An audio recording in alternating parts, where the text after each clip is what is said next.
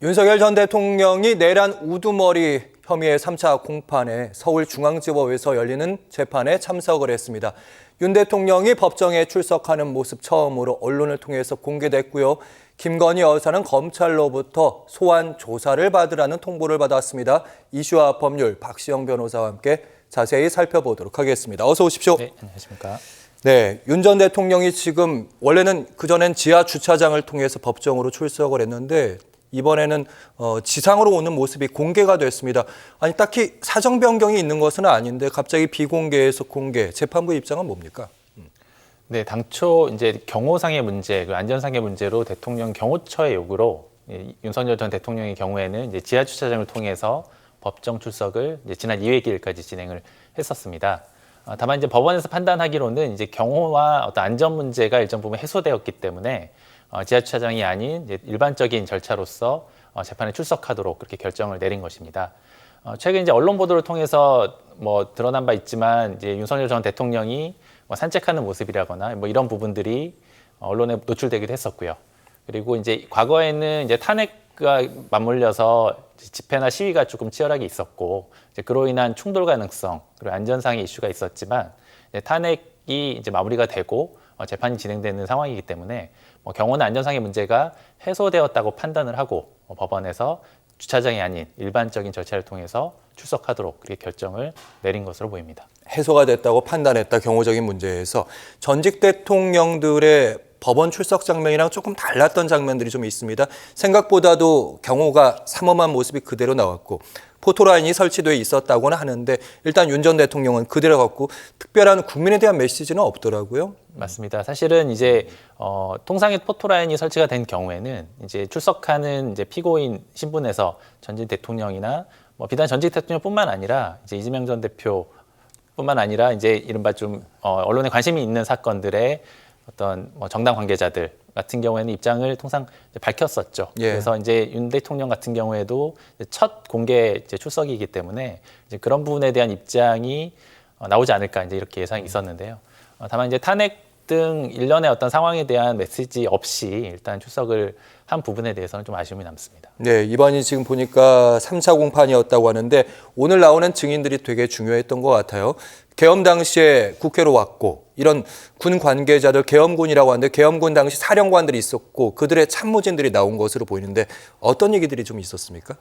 네, 이제 이번에 3차 길인데요. 이제 오정배 이제 수도방위 사령관 부관이 이제 증인으로 출석을 했습니다. 즉 이진우 수방사령관의 부관인 것인데요.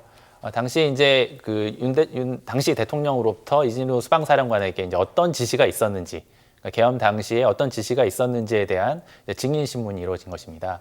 오늘 오전에 진행된 재판에서 이제 언론 보도에 따르면 이제 오정배 부관의 경우에는 당시 윤 전 대통령이 이진우 수방사령관에게 한 3차례 정도 지시를 하였다는 취지로 증언을 했습니다. 첫 번째 통화에서는 대통령이 뭐 4명이서 이렇게 의원들을 들쳐업고 나오라 이런 지시를 했다는 것이고요.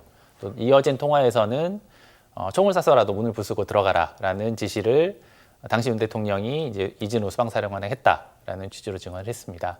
그리고 마지막으로는 이른바 이제 계엄이 해제되었다라는 이제 보고와 관련해서 2차, 3차 계엄이 가능하니 문제 없다라는 취지로 발언했다라고 이제 증언을 했습니다.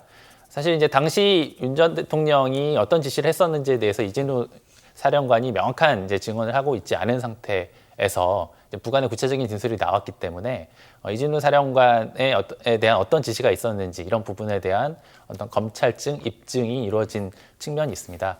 그리고 이제 이어지고 있는 재판에서는 이제 대통령 측에서 그 부분에 대한 이제 반대 신문 절차가 지금 진행 중인 것으로 지금 보도되고 있습니다.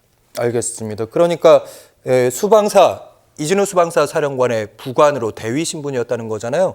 대부분 헌재 재판정에서 이진우 수방사령관은 대체로 이제 기억이 잘 나지 않는다 이런 입장이었던 건데 그 기억이 나지 않는 부분들을 메워줬던 게 오전에 나왔다는 그 부관 대위가 나와서 관련 계엄을 2번, 3번 해도 된다. 이런 부분을 확정해 준 측면이 있다. 이렇게 보시는 거죠. 이제 그 진술을 믿을 것인지 여부는 재판부가 이제 판단을 하게 되는 것인데요. 예. 그러니까 당시 수방사령관에 대한 지시가 있었는지 여부에 대해서는 일단 수방사령관이 진술을 하여야 합니다. 검찰 단계에서는 일정 부분 진술을 한 것으로 보이는데요. 다만 이제 법정에서 어떤 입장을 밝힐지, 그리고 특히 이제 헌재의 어떤 심리 과정에서 그 부분에 대해서 말씀하신 것처럼 명확한 진술을 하지 않은 상태이기 때문에 결국에는 이진우 사령관이 진술하지 않는 부분에 대해서는 당시 이제 현장에 있었던 이제 부관의 진술이 중요할 수밖에 없는 상황입니다. 따라서 검찰은 그렇게 주장을 할 것 같습니다. 그러니까 이진우 사령관의 관련 진술이 있다면 그 진술에 대한 보강 증거로 증언을 이제 활용하게 될 것이고요.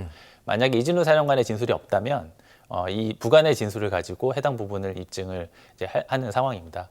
그리고 이제 같이 진행되고 있는 이제 박정환 특전사령부 참모장. 예, 이 경우에는 이제 곽종근 이제 특전사령관의 경우에는 당시 이제 부당한 지시가 있었다는 취지로 증언을 한 상황이기 때문에 만약에 이제 박정환 참모장이 이를 보강하는 진술을 한다면 예. 당시 이제 윤 전 대통령이 특전사령관에게 이른바 부당한 지시를 했다라는 점이 일정 부분 입증될 가능성이 현재로서는 좀 높아 보입니다. 국회 활동 방해로 이어져서 내란 혐의까지 더 가능성의 농도를 높여준다. 그렇습니다. 그런 진술들을 할 것이다. 이런 말씀이세요? 그렇습니다. 알겠습니다. 윤 전 대통령이 첫 공판에서 한 90분 동안 직접 발언을 해서 좀 화제가 됐는데 혹시 반대신문에도 윤 전 대통령이 참여를 할 수 있는 것인지 그렇게 할 것인지 궁금합니다. 네, 절차상으로는 피고인도 반대신문 과정에 참여를 할 수가 있습니다. 지난 2차 공판 때는 윤 대통령이 직접 반대신문에는 참여하지 않았고요. 이제 신문 이루어지는 과정에서 이제 언론에 보도된 바와 같이 이제 칼을 비유하면서 뭐 칼은 뭐 요리에도 쓸 수 있고 하지만 반드시 칼을 썼다고 해서 살인이 되는 것은 아니다라는 취지로 어떤 계엄의 정당성에 대한 어떤 입장을 상당 시간을 들여서 이제 진술을 하였습니다. 다만 이제 반대신문 과정은 이제 변호인이 주로 진행했기 때문에 지금 진행되고 있는 3차 공판에서도 대통령이 직접 반대신문에 참여하지는 않는 것으로 보입니다. 하지만 절차적으로는 보장되어 있고 윤 전 대통령의 경우에도 이제 법률가이기 때문에 필요한 범위 내에서는 이제 반대신문에는 참여할 수 있는 상황으로 보시면 될 것 같습니다. 네, 내란 혐의뿐만 아니라 이제 직권남용 혐의도 추가로 기소가 돼가지고 동일 재판부에서 이제 판단이 내려지게 될 텐데 공소장이 나왔다고 하는데 어떤 내용들이 좀 추가가 됐습니까? 네, 이제 공소장의 내용은 사실은 이제 익히 계속 들어오셨던 내용들일 겁니다. 이제 경찰 그리고 이제 특전사, 수방사, 방첩사 등 군인들을 대상으로 해서 이제 의무 없는 일을 했다는 겁니다. 즉 정치인을 영장 없이 체포하도록 지시하고 국회에 진입하라고 지시하고 선관위에 진입하도록 지시하고 이런 일련의 지시 행위 자체가 직권을 남용해서 경찰 공무원이나 군인들로 하여금 의무 없는 일을 하게 한 것이기 때문에 이제 직권남용 권리행사 방해죄가 성립한다는 것입니다. 즉 여러 번 말씀드린 바와 같이 이제 내란죄의 어떤 사실관계, 내란 혐의의 사실관계와 직권남용 권리행사 방해의 사실관계는 맥이 닿아 있는 부분이고요. 사실 동일한 사실관계 하에서 새로운 법이 적용돼서 추가됐다 이렇게 이해하시면 될 것 같습니다. 네, 제일 오늘 나오는 재판 증언들 내용 보니까 재판이 빨리 진행되는 것이냐 뭐 이런 의문들도 있는데 생각보다 오래 걸릴 거라는 대체로의 예상들이 있었잖아요. 어느 정도 예상하면 됩니까? 지금 이제 재판부가 밝히기로는 올해 12월 22일까지 이제 28차례 재판 기일을 지금 잡아놓은 상태이죠.